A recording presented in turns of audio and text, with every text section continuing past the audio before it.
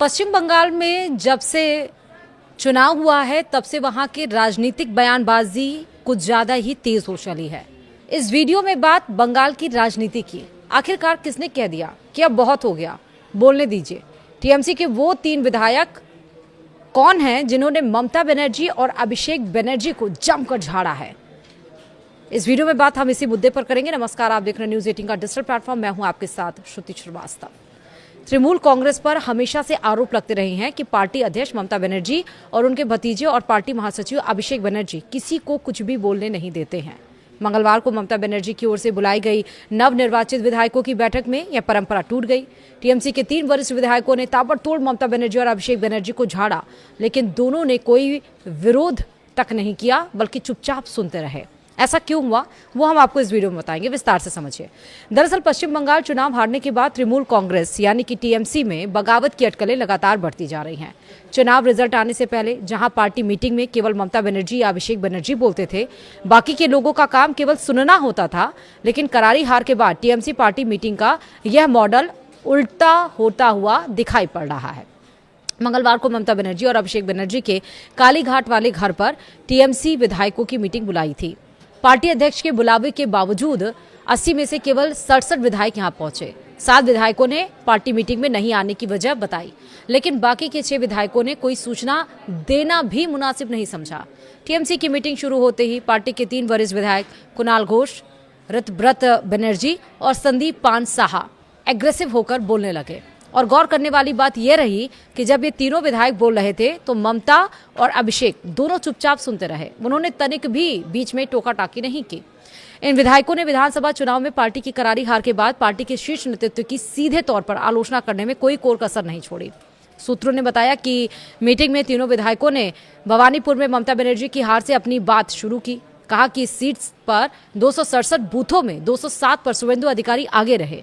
अगर हम सही रणनीति पर चल रहे थे तो ये हालात क्यों हुए?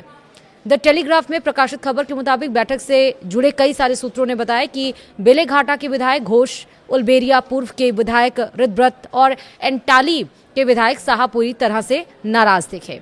ये तीनों विधायक पार्टी महासचिव और डायमंड हार्बर से सांसद अभिषेक बनर्जी के करीबी माने जाते रहे हैं। तीनों ने एक सुर में कहा, अभिषेक के फैसले जिन्हें पार्टी पर जबरदस्ती थोपा गया था वही चुनाव में पार्टी की बुरी हार का कारण बना। उन्होंने सवाल उठाया कि रीपोलिंग से पहले जहांगीर खान ने फाल्टा से नाम वापस क्यों ले लिया। अभिषेक बनर्जी की तरफ इशारा करते हुए पूछा कि वो तो आपके लाडले हैं, फिर चुनाव लड़ने से भाग क्यों खड़े हुए? जब पार्टी नेतृत्व ने यह कहने की कोशिश की कि जहांगीर के फाल्टा से चुनाव न लड़ने के फैसले से पार्टी ने खुद को अलग कर लिया है और इस बारे में सोशल मीडिया पेज यानी कि सोशल साइट एक्स पर जानकारी भी दी गई थी, तो उन तीनों में से एक ने कहा, प्लीज मुझे बताइए कि आप मजाक कर रहे हैं।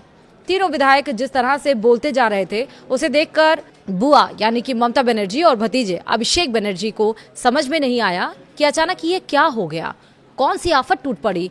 वे दोनों बस चुपचाप बैठकर सुनते रहे। तीनों विधायकों की बातें सुनकर वह सन्न नजर आ रहे थे, लेकिन वे कुछ बोल नहीं पाए। गौर करने वाली बात यह है कि यह सब तब हुआ जब कुछ ही देर पहले ममता बनर्जी ने बड़े बड़े दावे करते हुए कहा कि आने वाले समय में केंद्र की सत्ता से बीजेपी का पूरी तरह से सफाया हो जाएगा। बता दें कि जब भवानीपुर सीट से जुड़े बूथवार आंकड़े सामने आए तो टीएमसी के लिए यह बड़ा झटका था।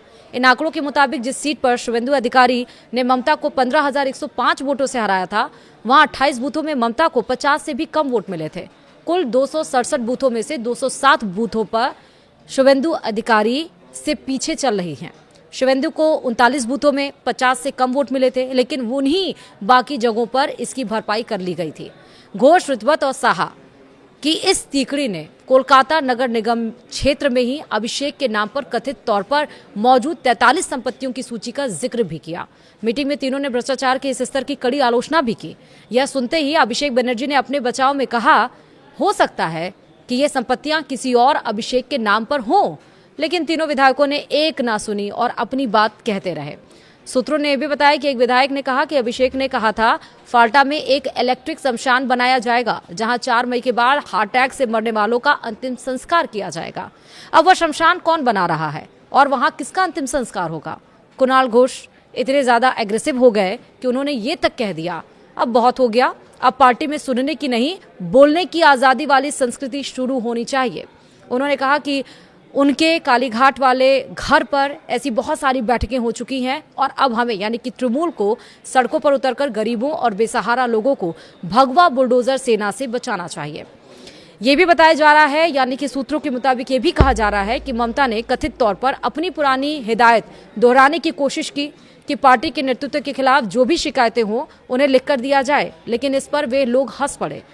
ये भी बताया गया, हालांकि वहां मौजूद बाकी विधायक ज्यादातर चुप ही रहे, लेकिन बाद में कई लोगों ने उन तीनों से बातचीत की और कहते मिले कि आपने सबसे पहले हिम्मत दिखाई और पार्टी के अंदर एक बहुत जरूरी सफाई अभियान की शुरुआत की है।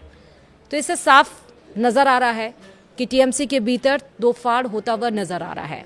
ममता बनर्जी की आंखें जहां कोई बोल नहीं पाता था, वहां अब लोगों के बोलने की हिम्मत भी नजर आ रही है और आंखें तरेरने की भी।